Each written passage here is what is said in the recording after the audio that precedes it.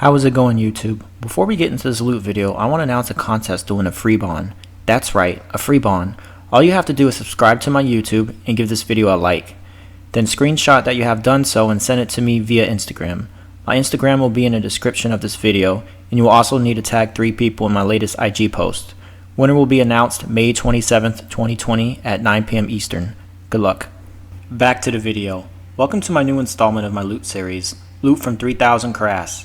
For my inventory, I started with a Draymond staff to use the fairy ring, 7 range potions, 4 doses each, 2 Kurasks just for safety, Slayer helm to track my progress, herb sack for the herb drops, and rune pouch.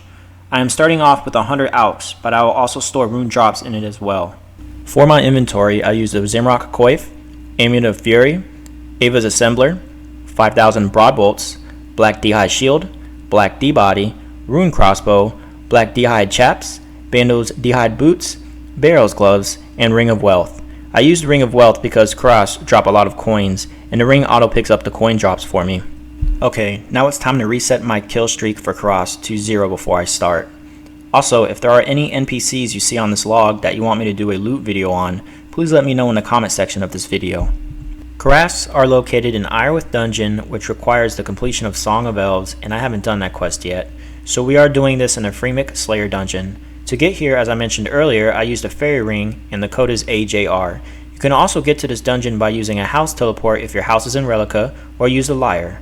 Once you enter this dungeon, you will run all the way to the end. If you have high agility, it will help as you can use some of the shortcuts. Anyways, once you are here, you can range them using multiple safe spots.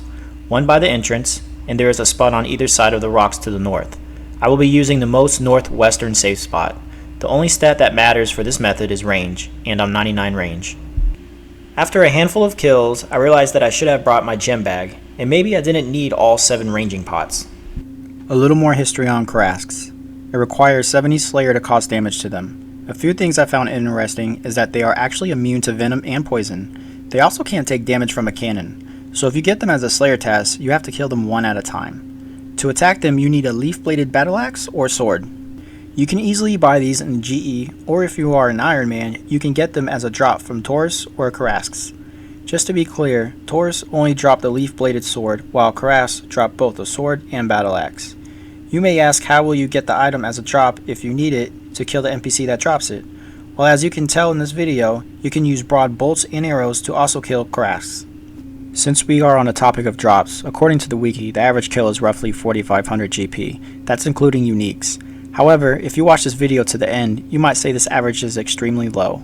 Some of the weapons/armor drops are mithril kites, rune longswords, adamant plate bodies, rune axes, leaf-bladed swords and battle axes, as well as mystic robe top light.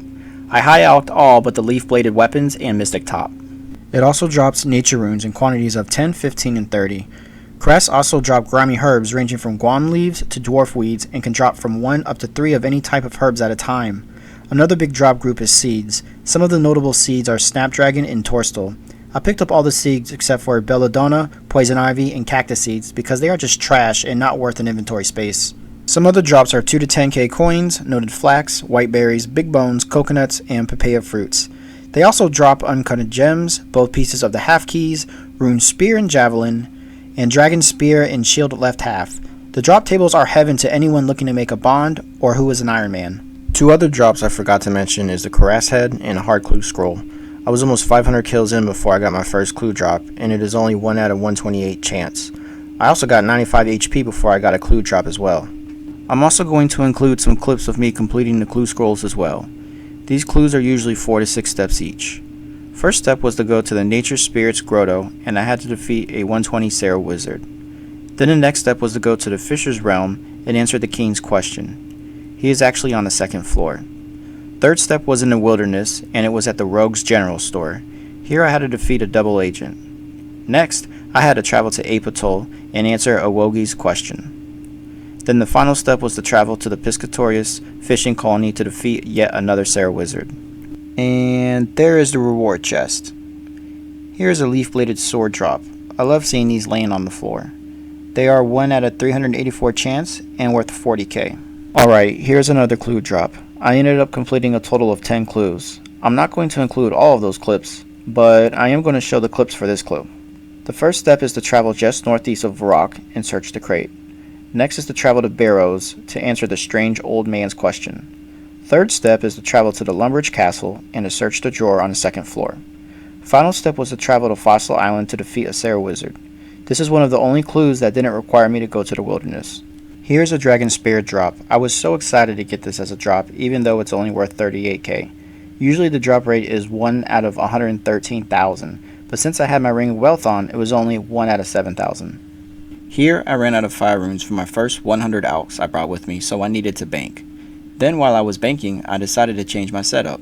I equipped my Range Elite Void setup, which is the helm, top, bottom, and gloves. I kept the remaining gear the same. I never tried Elite Void here and wanted to see how it was. I did my research and Elite Void has mixed reviews. Some say it's better than Black D'hide and Barrel Gloves once you're over 90 range. Some say it's only better when the NPC has a low defense. Kurasks have a 105 defense. You can compare the two setups by viewing the view equipment status. The Black D'hide and Barrel Gloves have an attack bonus of plus 188 for range, and for other bonuses it has a plus 102 range strength. Then for Elite Void, it only has an attack bonus of plus 134 for range, and for other bonuses it also has a plus 102 range strength. Personally, I think I had better RNG with Black D'hide and Barrel Gloves. With that being said, I still finished this video off in Elite Void. Here is another clue drop, and it is the last one that I'll include in this video. The first step is to go to Shiloh Village and search the bookcase. The second step is to go to Lizardman Canyon and defeat a Sarah Wizard. The next step is to travel to Gunnith Island and defeat yet another Sarah Wizard. I spent 15 minutes trying to figure out how to get to Gunnith Island. I knew where it was, I just didn't know what cave to travel through to get there. Okay, the final step is to equip Blue D'hide body and van braces and to wear no jewelry. Travel to the lighthouse and defeat a double agent. This clue was also one of the only clues where I didn't have to go into the wilderness. Another thing I wanted to mention is if you decided you wanted to melee Kurasks rather than range, you can extend your trips by bringing bones to Peach's tabs. Kurasks always drop bones and Peach's heal 8 hit points. Another method a lot of players use to rejuvenate their hit points is by using the Sarah Godsword. Even though Kurasks are immune to damage done by this weapon, the Sarah Godsword's special attack will still heal you as if you dealt damage. Okay, and here we are at the GE after finally finishing 3,000 kills. Let's just confirm by viewing the Slayer kill log. And there it is. Okay, now what everyone has been waiting for, time to check the loots. We have 2460 big bones, which I'm actually surprised by, 134 limpwort seeds, 1040 coconuts, 980 papaya fruits, 72 toadflax seeds, 1788 white berries, 9 uncut rubies, 26 uncut emeralds, 47 uncut sapphire, 5 uncut diamonds, 14,100 flax, wow, 41 Aventos seeds, 27 snapegrass seeds, 23 quam seeds, 51 irete seeds, 28 lantern dime seeds, 92 limpwort roots, 6 mystic robe top lights, which is crazy, 18 catadine seeds, 6 chaos talismans, 21 snapdragon seeds worth 1.3 mil, 2 dwarf weed seeds, 5 toadstool seeds, 30 rune javelins, 9 leaf bladed swords worth 362k, 3 leaf bladed battle axes worth 266k, 1 dragon spear, and 1 tooth half of a key. This comes to a total price check of just a little over 7.1 million. Here is a second price check for the direct loot.